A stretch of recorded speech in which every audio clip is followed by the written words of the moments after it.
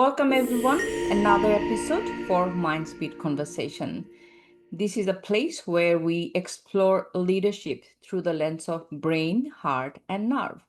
Today, we have a very special guest. She is an entrepreneur, learning and development expert. She is a coach in a very fascinating space, which is called Kintsugi. She is a motivational speaker and author who is passionate about empowering people to achieve their potential. Through her coaching practices, she has empowered more than hundreds of women to build confidence, embracing their resilience, and creating a meaningful personal and professional growth. As a motivational speaker, she has inspired diverse audience through thought-provoking messages on leadership, purpose, and transformation. And today we will deep dive through her knowledge, her wisdom, so that we can get some bits and pieces from her so that we can understand how to build credibility, developing the talents, and diving organizational success and also personal success. So let me welcome Haseeba Mohsin. Welcome, Haseeba. Hi, thank you so much. How are you, Aisha? I'm very good. Thank you so much. I'm very glad to have you. Thank you so much for inviting me. It's an honor. So I have a question before I read some part from your book. And my question is, if I don't know you, if I'm a new person and I meet you for the very first time, what will be my first feeling you think I will have about you?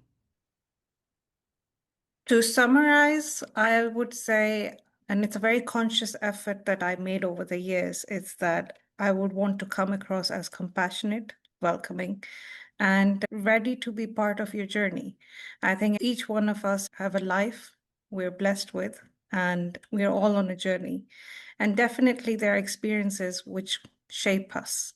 And I would love to be part of that. So I guess that's what I would be.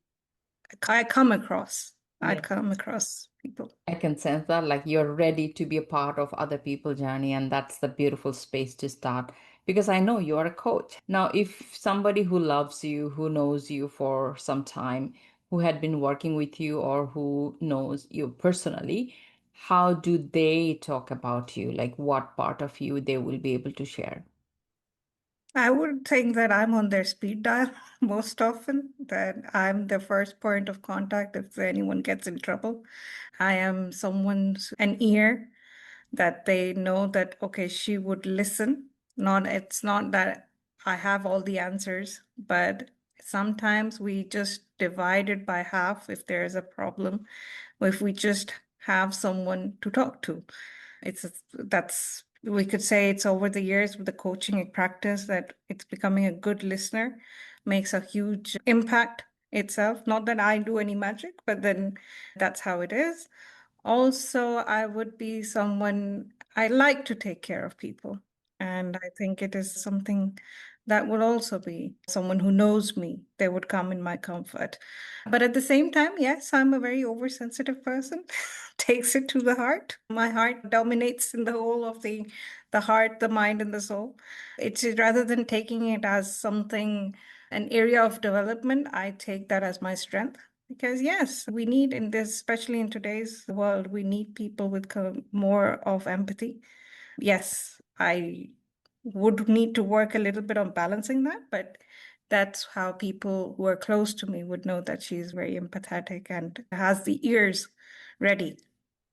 Yeah. When somebody is too empathetic, they might have that side, a soft side inside of them, which we call sensitive, but it's a beautiful thing to have because nowadays, with a lot of influences, digitalization, distance, we lose the sensitivity, and that's not expected from the society in today's world. Absolutely.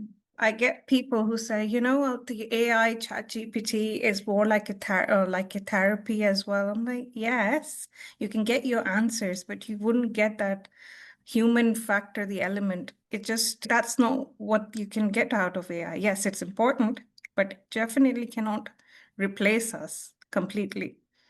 True. I can't agree more because people are afraid of being replaced, but actually they probably did not unpack their full potential that you help other people to do. And when I was reading your chapter on She Rises, I have the book with me as well. So when I summarize, because your chapters, I'll go into that little bit later, what I felt like it's about you helping other people to see how challenges become the foundation for confidence, leadership, and lasting impact. So that's how I see yourself. So tell us a little bit about your professional journey. And I know you're a leadership and development expert. You understand how to plan the learning journey for somebody so that they can walk through that and see a different version of them.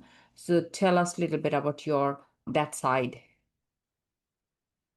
Thank you so much for that beautiful question. So I've been on a So Empowered Through Scars is a very personal and very close to my heart. So as you mentioned that I'm Kintsugi coach. So Kintsugi is a bit Japanese art. So it's a beautiful philosophy attached to it. So rather than throwing away boncha in broken pieces, you just mend them and glue the with the liquor and have a nice empowered golden lines on it. So it's a new shape, new dimension. Rather than hiding your scars, you embrace them. So that's a very empowering notion attached to me. And I feel that all of us who have been, life has its own ways, right? And gets you, there are things within our control and they're beyond our control. But there's a choice, right? So when I was penning down the Empowered Through Scars, my thought behind it was to share with everyone that look, we tend to become very comfortable even with agony, with grief, with sorrow, and it just becomes a cycle where we say, all right, maybe there's no other way out. However, it's a matter of taking one step at a time. So in this journey, and when I look at it as this perspective of leadership and learning and development, people come to me every day in the room. I'm a training manager myself, so I see the potential when anyone, irrespective of what nationality, what backgrounds, what age, I can see the potential walking in the room.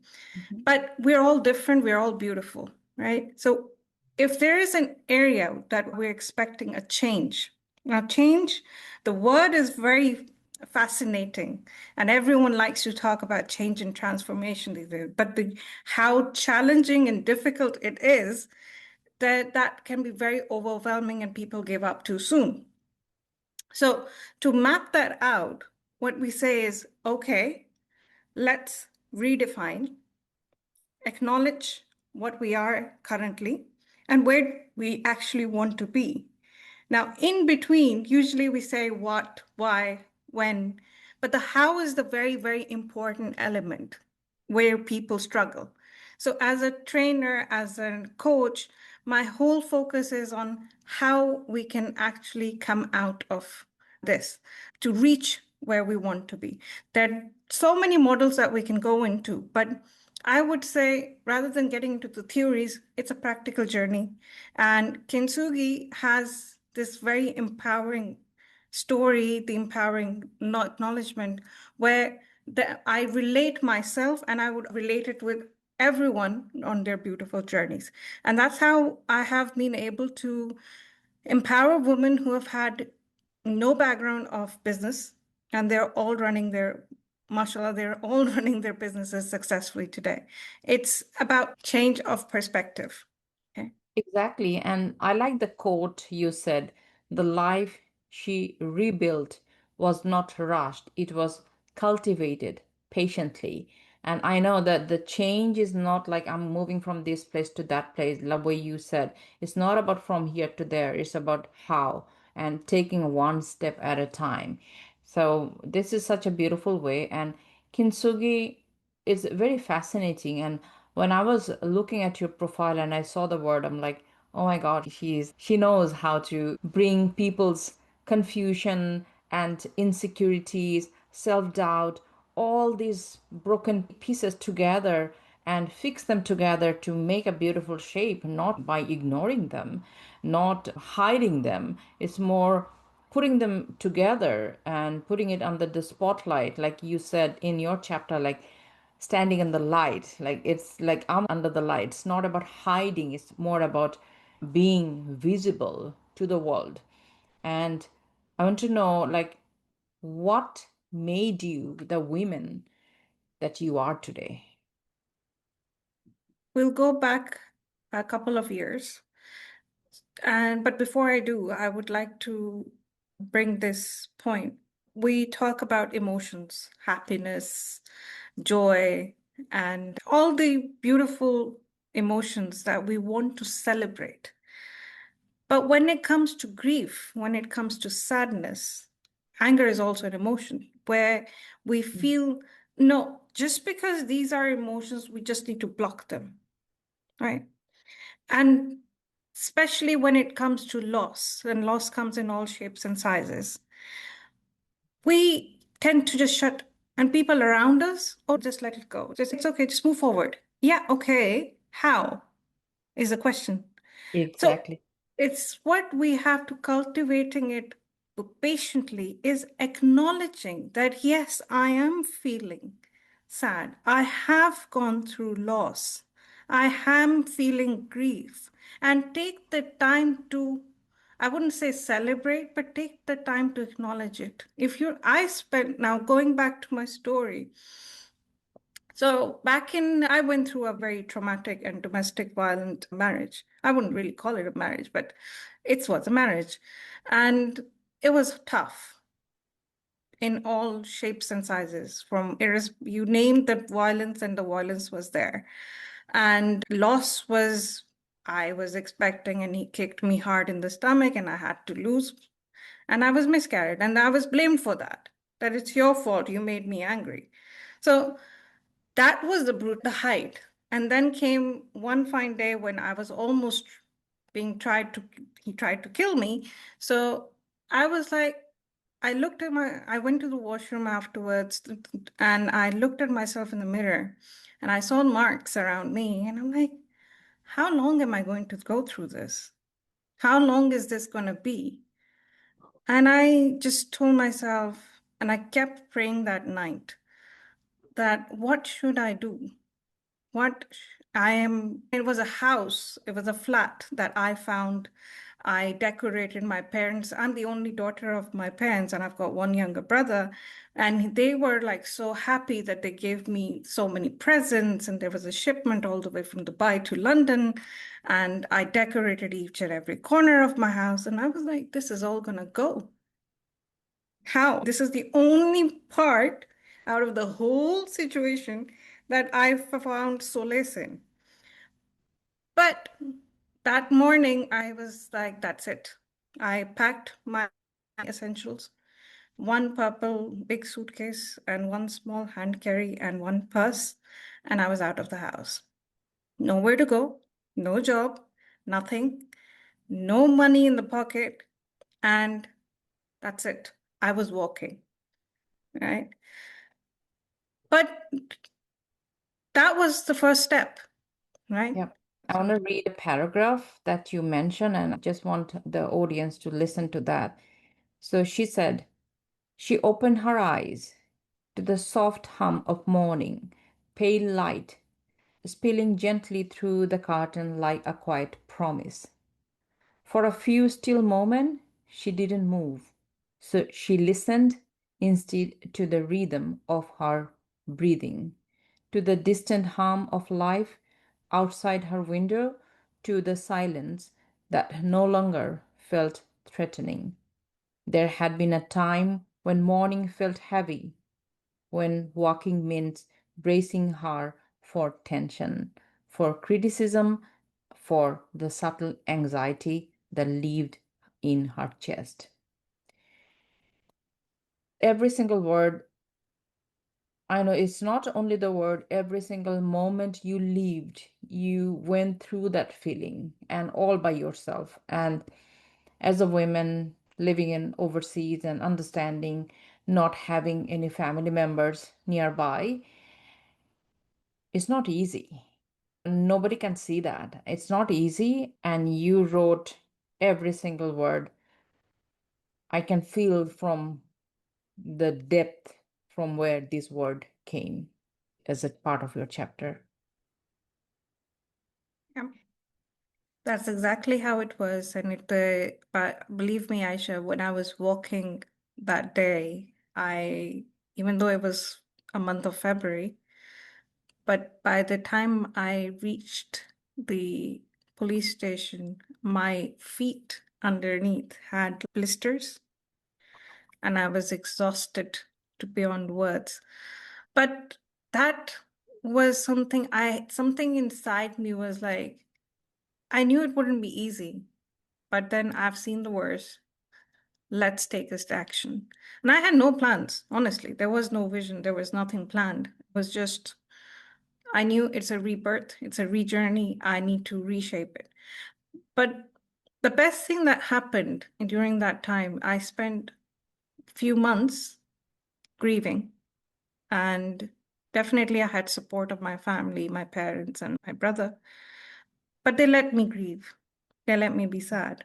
That was the biggest blessing I had. And I have a lot to thank them for this. And rather than hushing everyone around, they stood there and they said, okay, take your time. It was hard, not easy, but so I eventually stayed with my brother in his hostel, which obviously hostel life is like tiny dorms with spaces. But here, my brother's dorm people, the management were very kind. They said, I don't know how you're going to accommodate, but if that's how it is. So rather than disturbing him, I slept on the floor because I had to survive somewhere. And definitely I didn't want to leave. But yeah, that was, and I wanted to do something on my own rather than being dependent. But I was gifted by a coach rather than going to, I have all the acknowledgement and support with the psychiatrists and the psychologists. They do amazing, but I have special respect and fondness for the coaches out there. And I went to a coach. That was the first time I interacted. I thought he was a psychologist, but nevertheless. And when I walked out of my 90-minute session, and by then my mom had joined me and she came to visit. And she saw me and she's like, Haseeba, you look like the Haseeba I knew in your childhood. After a long time, I've seen that brightness. And I felt like, yeah, I can do this. I can do this. So moving forward, the journey wasn't simple, but I kept going. Whatever came, I knew that if I have come across people who have been supportive, God has given me great people around me. It doesn't matter, someone has to give you a job or something. It's just the words of compassion that hold so much of meaning, words of hope that mean everything. I found my purpose that no, I need to do something. If God has been kind, I need to be on a healing journey, but this is my purpose. I have to heal others as well. And since then, I certified myself as a coach. Even though I came from a organizational psychology, business psychology, but yeah, the trauma itself, it was like somewhere in the subconscious. Then moved back to Dubai. I did find myself a job. It was a good one, but my heart was not at peace. I wanted to empower. And then I started off with motivational speaking. I was vocal about the journey. And then there were women from all over the different parts of the world coming in. They said it was ironic how when I went to the police station of London, she said every single police station of London has 14 cases of domestic violence reported, which is huge. And that's just London. So that felt this is a silent pandemic that we need to talk about. And that's why I became an advocate for this. And even when I talk about the learning programs, I understood the raw emotions that people carry. That is also incorporated when I do the trainings and the development programs. It just developed more empathy. Yes. And like you said, it's not easy, like you coming out, then taking care of yourself through the psychologist and starting a job. It's not that easy the way we said in a few minutes, but you wrote a little bit more. I want to just read a couple of lines from the book. You said she believed beauty could cultivate safety. She believed effort could sustain harmony, but safety cannot be arranged like a furniture. So when you are referring to, you're basically referring to going and starting a new home, organizing everything, decorating. It's like building a safety, a future, and seeing that I will be building a safe home for myself. And the feeling of safety is not only physical but emotional, depth, psychological, and you being there and being like yourself. It's not somebody else. Then you said the control disguised as care, isolation framed as protection, criticism presented as improvement, silence used as a punishment. She began monitoring her words carefully, adjusting her tone, measuring her expression. So this is where the women side is coming up. And I'm like, as a woman, who is setting this expectation? Who is telling that it's the only person, women has to be perfect? Who is telling that, like, if you are doing this, there is somebody who can punish you? I'm asking this question to the listener. Like, who told us that we have to face all this situation? And you said instead she felt herself dissolving, like with so many negativity, so many toxic behavior, visibly, invisibly, manipulation.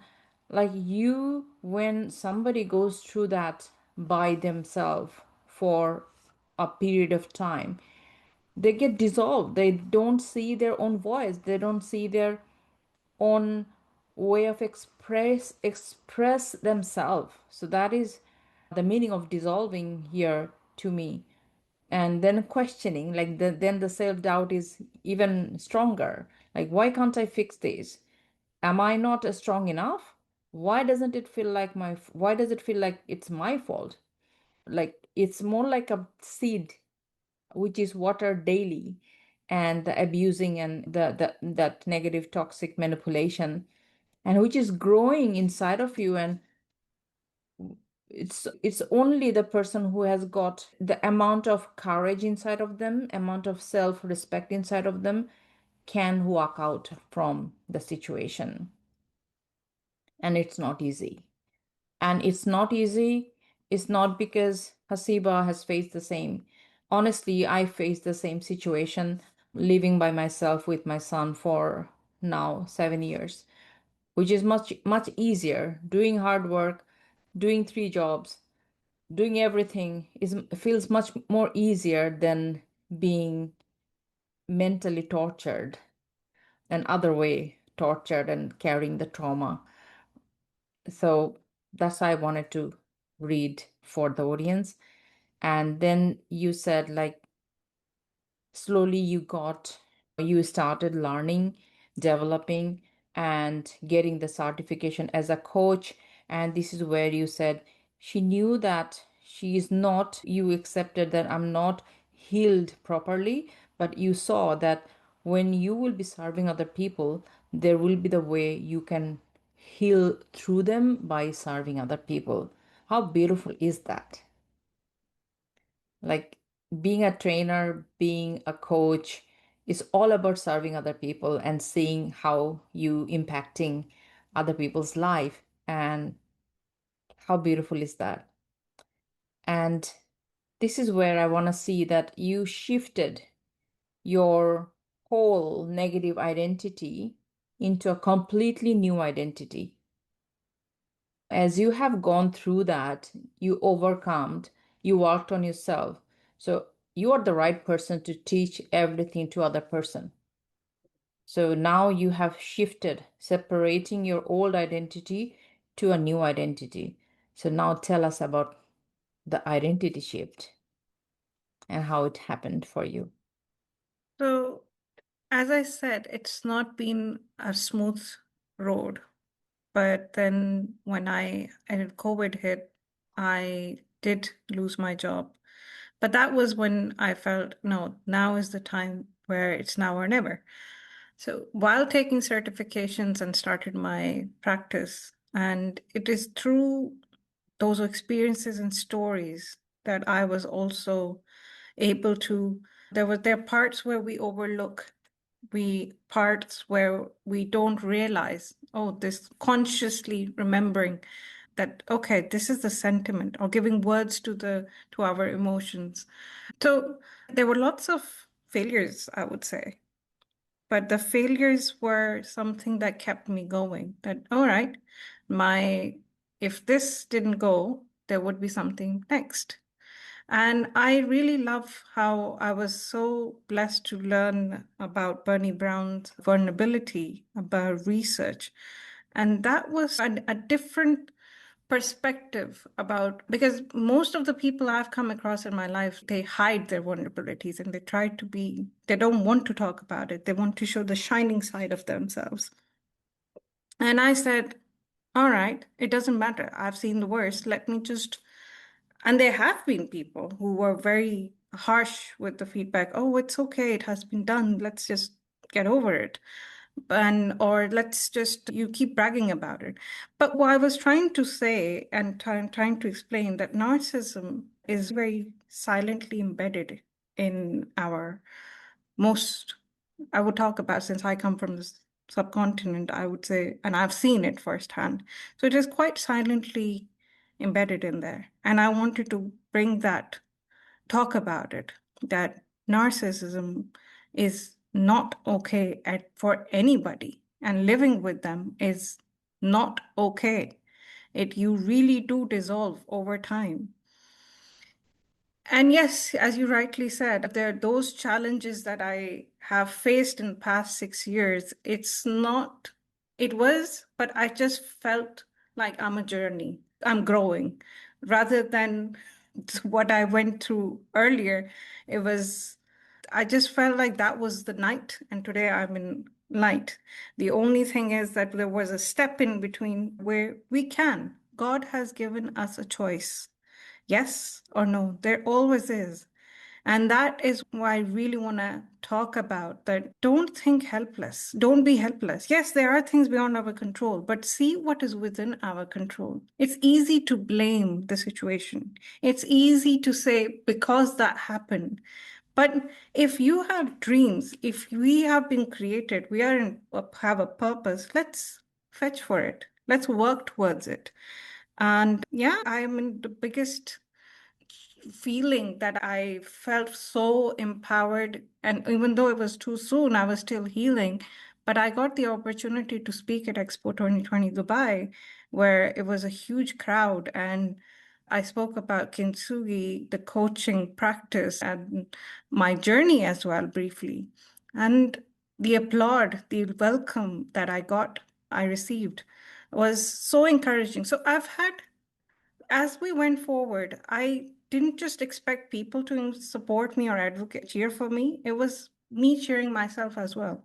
It was like a pat on the back. Yes. Okay, you've done this, you can do more. Keep challenging yourself.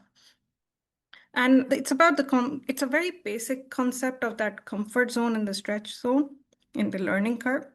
Yeah. So that is constantly on my mind. Okay, am I getting too comfortable?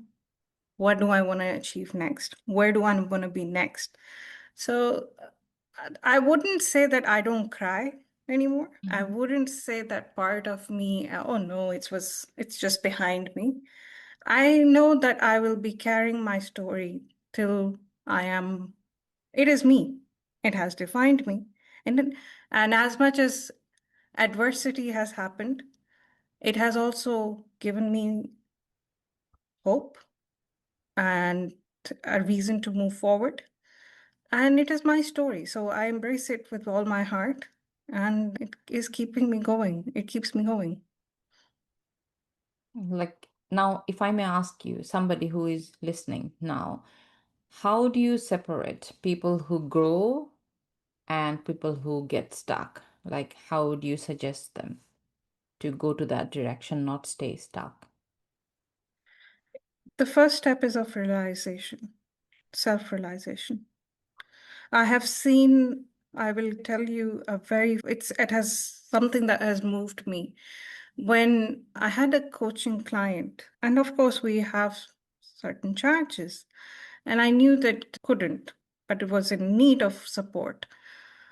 And I said, okay, let's just, it's one of the many examples that has inspired me and left me, yes, I should keep doing what I'm doing. So I said, it's all right. Let's just start and it's fine. And we improved, she got a job and she was able to take a decision and the coaching sessions ended. Believe me, Aisha, a month later, she messages me Mm. and she said, I sold my gold earrings and I'm ready to pay you. And I said, it's okay. She said, no, what you have given is invaluable and it's not something I can ever pay back, but this is something I really want to do. And then there, and that meant that she had the will. I always see the commitment to actually do something.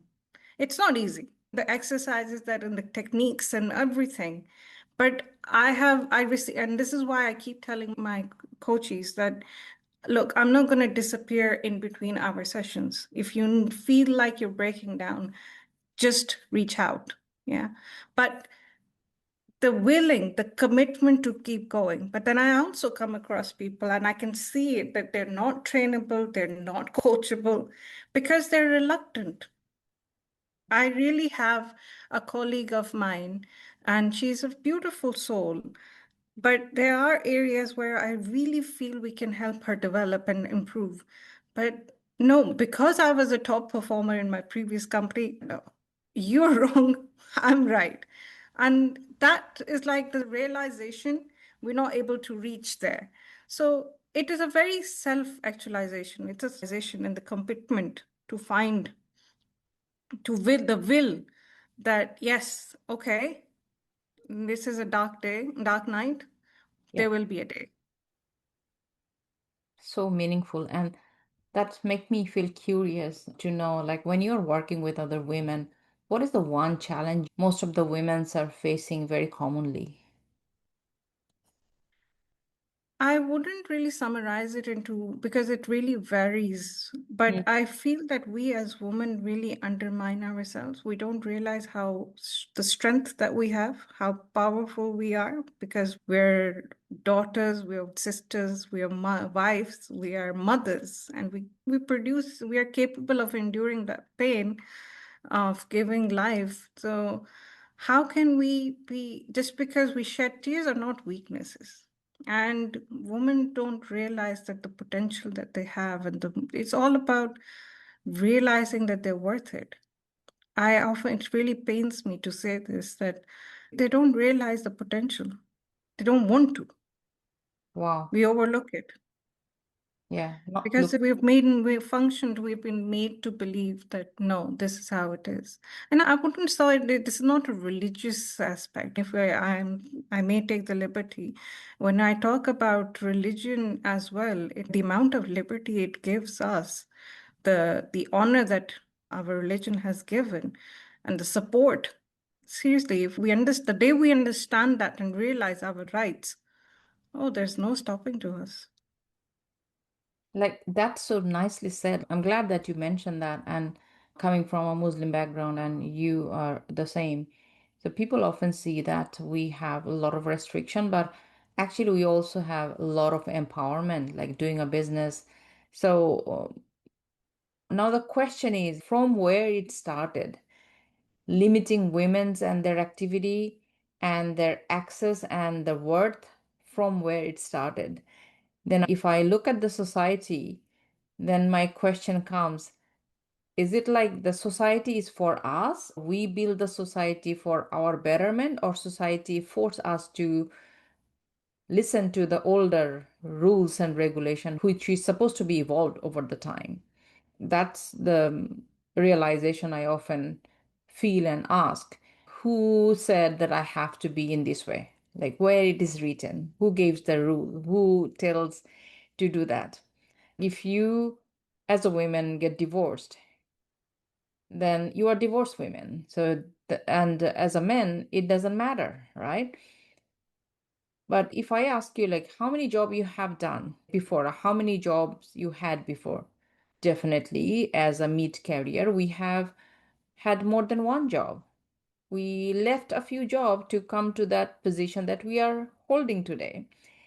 And does it matter? Because that was also a legal contract with another company that will be working for that company according to their expectation.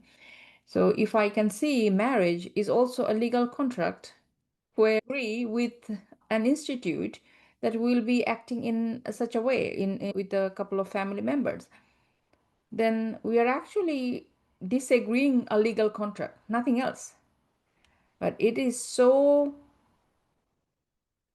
wrongly empowered the status, the identity, and negatively imposed, especially to the women. This is where I come. Like, where do we have that reason to carry all this on our shoulder?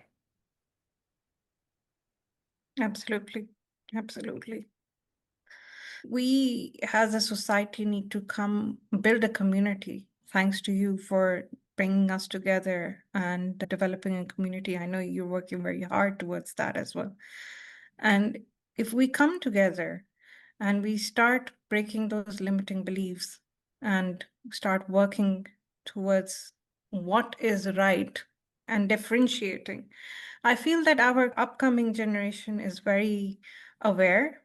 And thanks to the social media and the AI and the readily available, which is could sometimes become overwhelming, but then I feel our next generation is very much aware, but what we really do need to do is give that ecosystem the platform that yes, you can, yes, you know this, but you can also apply it, is also something that we need to work towards. Talk about, do the research.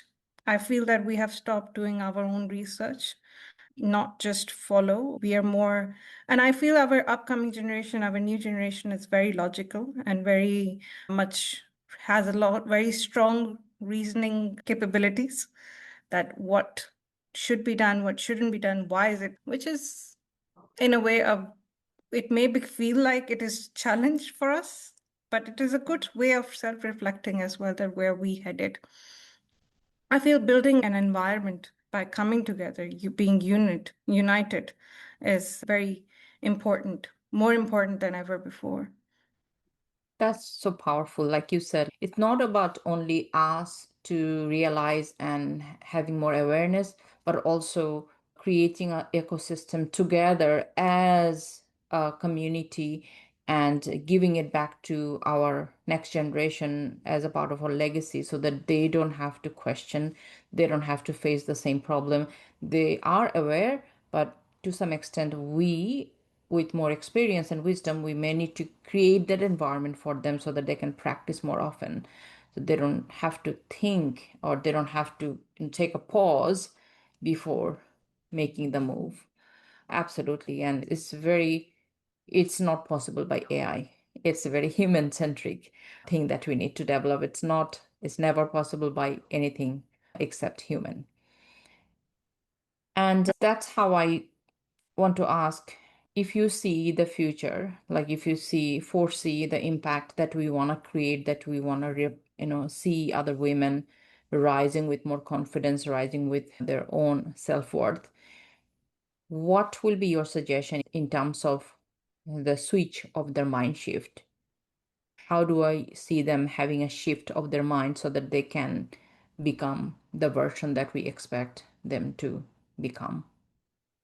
So there is definitely a lot of work being done, and I feel so proud to say that I've started seeing all these institutes and platforms where women have this safe space to sign up and speak up.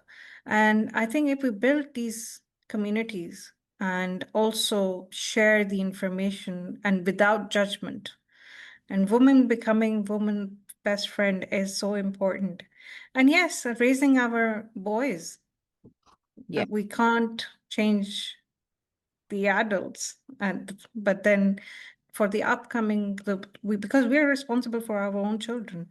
So raising them well, so how they should be, and having an open heart for the girl who will be your sons or your brother's wives, giving her the space, giving her what you giving the same compassion is going to make a big difference. And it doesn't have to be something huge. It's all that little effort, our own self accountability. This is also something I have learned and I've observed, that we people who are reluctant to change and very resistant, they lack the self accountability. That is also a part where they feel that, no, this is not my, yeah, we know this is happening in the society, but I'm not going to do anything about it. That's also something something I am at a war on this notion. Then we need to create the insights of my previous point earlier, that things will be beyond us. They are beyond our control, but there's so much within our control, and it's one person at a time. It's one person at a time, rather than having the whole community come together and not being aligned. It's better to be aligned individually, doing your own set of responsibilities. And that's also very Absolutely. important. And you said it many times, but I want to read one paragraph where you said, she committed taking one step at a time, preparing diligently, showing up consistently, honoring her story instead of hiding it. Confidence grew not from applause, but from repetition. Months turned into years, resilience deepened. The life she built was not rushed, it was cultivated patiently, which links back to your quote. And like you said, if we want to make it a movement, make other women to feel that this is also they need to do one step at a time, maybe having a conversation with their brother or their son, starting from home, or having a involved with a community like with other women, and having a conversation on that, so others who don't have any idea, like they had been manipulated or they don't even know how to recognize whether I'm leaving my self-worth or not, so that they can at least start recognizing that side, and that will help them to identify their full potential, to leave their whole, not a part of them, right? So not limiting themselves. It's such a beautifully connected, and you the coach, especially Kintsugi coach, because that is all different small parts together, broken big part, small part together, and glue them and give it a shape, give it a container so that can hold more positiveness, that can serve other people, to give the positiveness to the societies, to the community.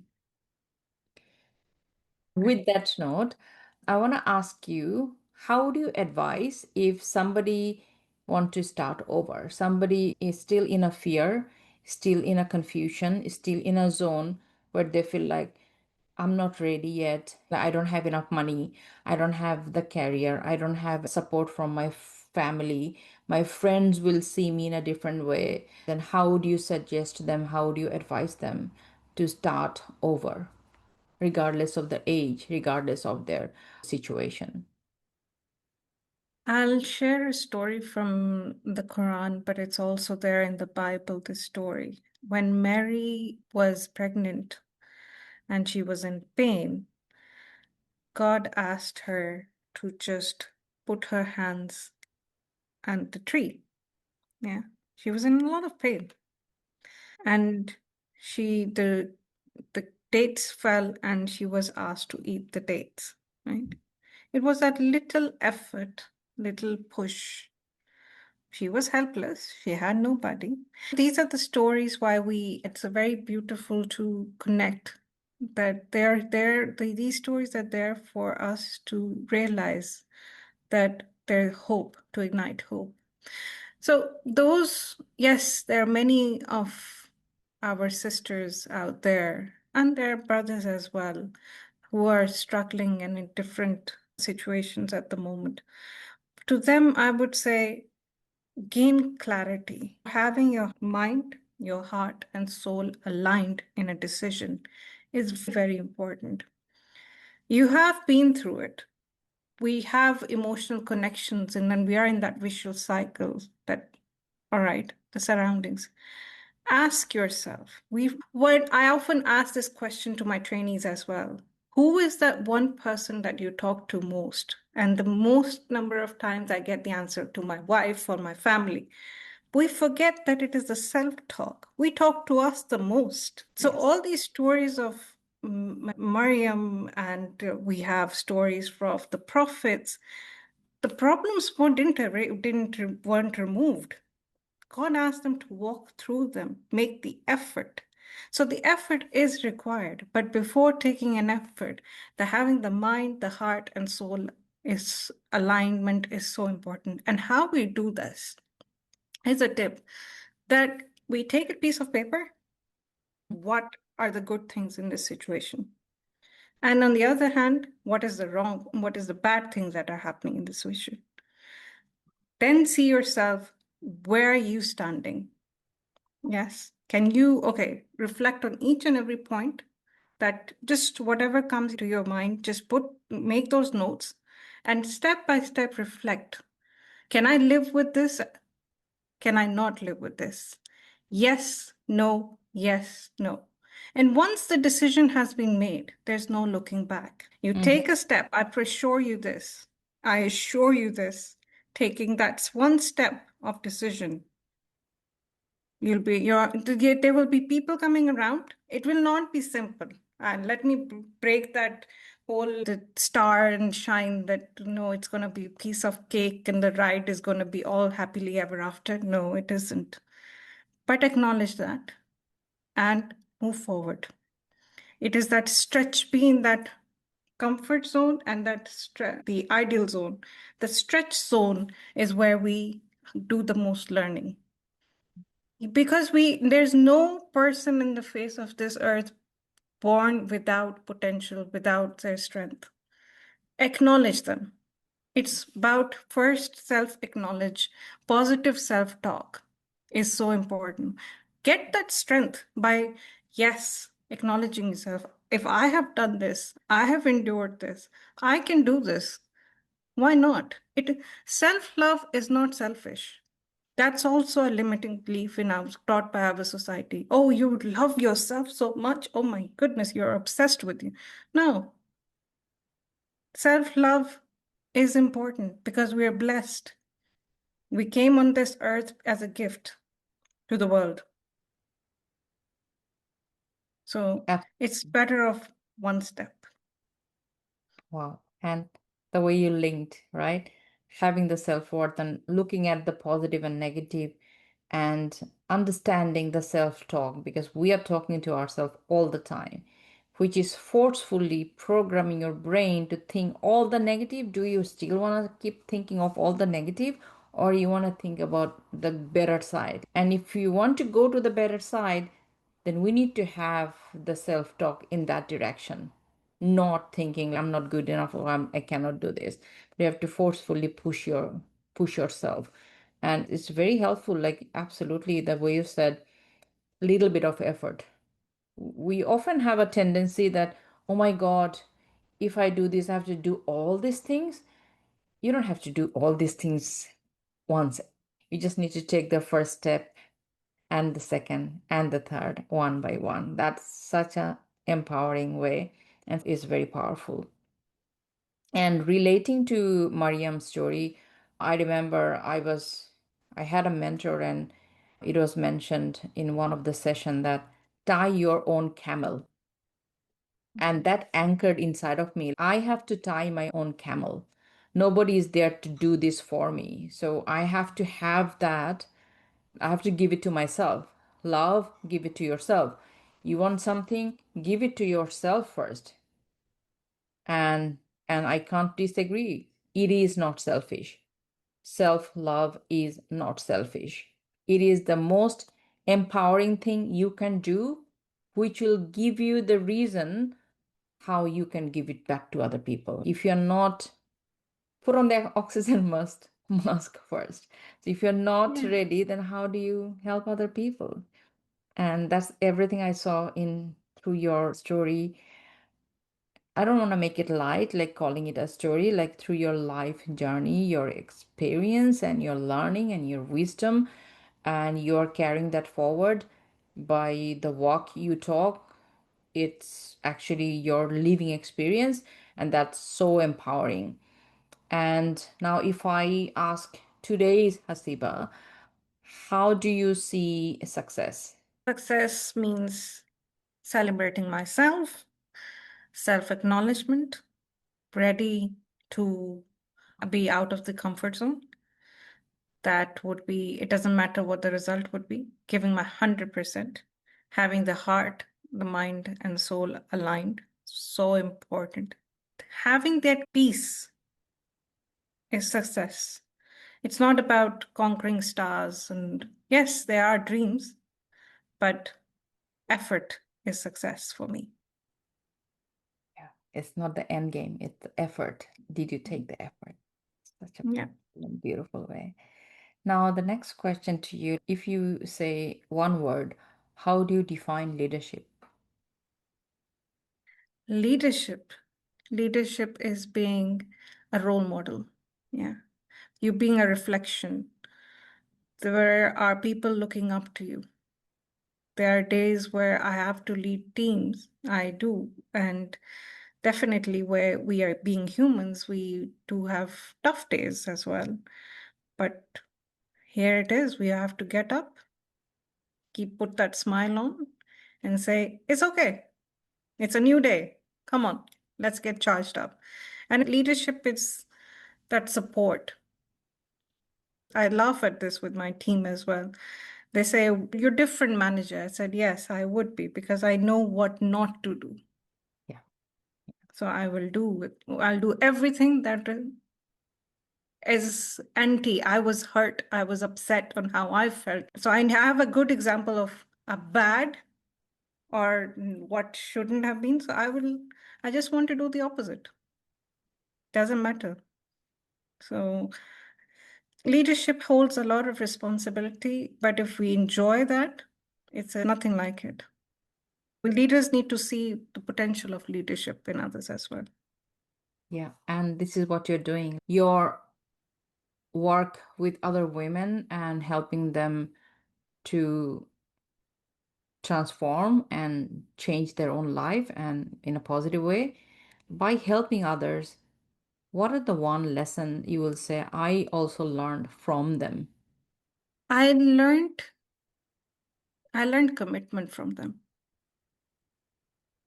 It's easy to give the task and to say, and it's easy saying than doing. And this is what I have seen that the will, yes, even though we're on a journey and we probably would be, might be a prototype, but we often, there's the unknown side of us.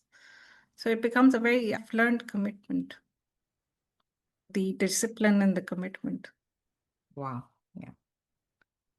And my next question will be very straightforward. If there is one quiet, silent decision you have made that changed the direction of your life, what that was? And I need to be kind to myself. It was, I need to empower myself before empowering anyone else. I think more women need to hear that. Be kind to yourself, love yourself, acknowledge yourself. That's such a easy thing to say, but it's not easy because we don't do this. We don't have the practice Mm. doing this. We don't get appreciated for doing this. So it's not easy to practice, but easy to say. But we need to start doing this. Yeah. So your chapter is called Empowered Through Scars. Looking back, which scar you now will say that I'm more grateful of, and why? Every scar of mine is very close to my heart. It's very dear to me. And I wouldn't say that any of those scars are deeper or less deeper. They all hold a meaning. And I've befriended with them. So I wouldn't pick one, but I think forgiving was this big scar. I would call it a scar. Forgiving those who did wrong to you for your own peace was the biggest challenge than anything in this whole journey. And honestly, when I was able to do that, and that scar is something I forgive because I need to move forward. It's hard, and it is the most difficult thing, easy said and difficult and painful, and tears just roll out of my life thinking about I need to forgive those who caused me pain. It's a scar, but it is the most empowering scar. I'm relating to myself, like, is there is anything else that I still need to forgive? Is there is anybody else that I still, remember and feel the pain of the time that I was not supposed to go through, like that was not meant for me? Is there is anybody in my life? I would love to sit with myself for some time, and I want to reflect, like, what else I need to forgive. Thank you so much. And that's so important. And I always ask one question at the end, which is like in my Mindspeed word, we believe that leadership is an alignment between our brain, our heart, and the nervous system. So if I may ask you, what does it mean to you, alignment of brain, heart, and nervous system?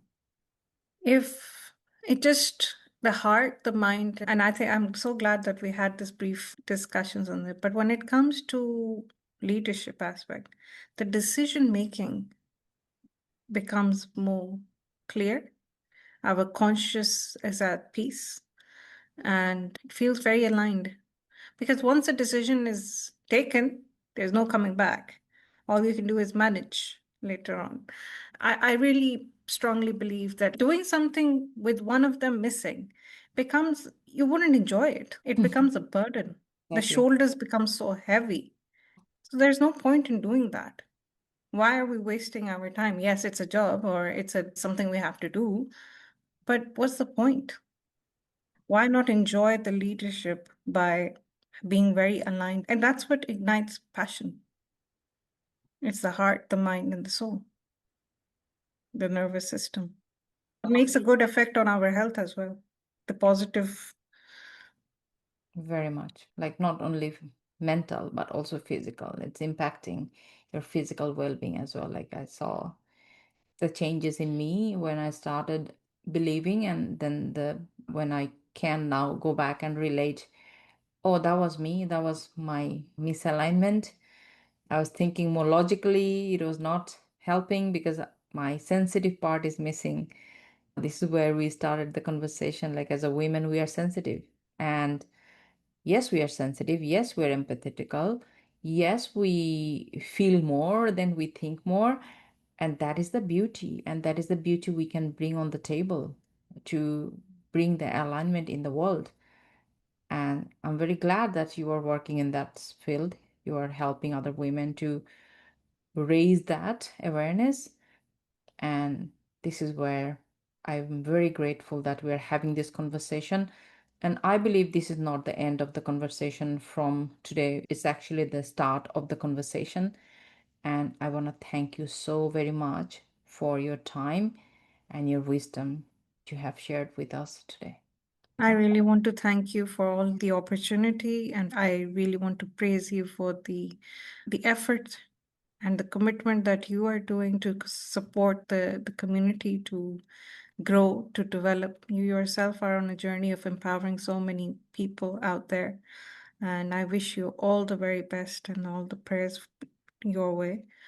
And thank you so much.